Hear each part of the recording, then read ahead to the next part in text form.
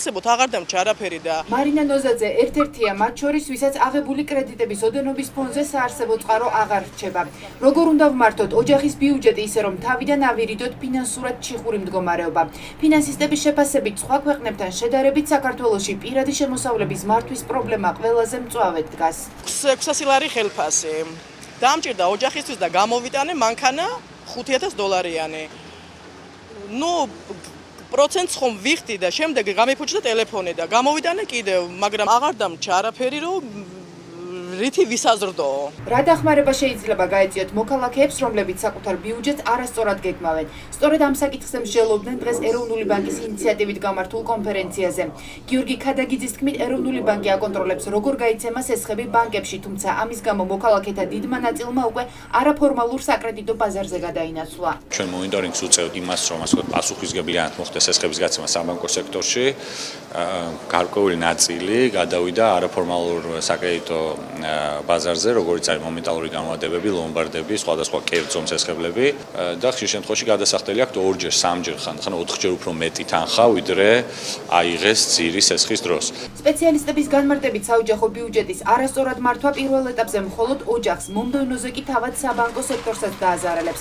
ბანკების ასოციაციის თავმჯდომარის თქმით, მოსახლეობაში ფინანსური განათლების დონის ამაღლება თავად საფინანსო ორგანიზაციების ინტერესშიცაა, რადგან კლიენტი, რომელიც ყოველთვიურ ფინანსურ ვალდებულებებს ვეღარ უმკლავდება და საბოლოოდ გადახდის უუნარო ხდება ბანკს მატერიალურ ზიანს აყენებს. საბანკო სექტორის განვითარების პარალელურად მოსახლეობის განათლების დონე ამ პარალელით არ განვითარებულა, ეს ძალზედ სამწუხაროა. ვინაიდან ამ შემთხვევაში პასუხისმგებლიანი უნდა იყოს ბანკი, სწორედ ჩვენი პრობლემა არის ის, საერთოდ საფინანსო სექტორის პრობლემა არის ის, რომ ეს განათლება აუცილებლად უნდა იქნეს შეტანილი და ამაში განათლების სამინისტროც უნდა იყოს აუცილებლად ჩართული. როგორც აღმოჩნდა, არასაკმარისი ფინანსური განათლება არასახარბიელო მდგომარეობას არა მხოლოდ ოჯახებში ქმნის, არამედ ხანგრძლივ პერსპექტივაში ქვეყნის ეკონომიკაზე აისახება ნეგატიურად.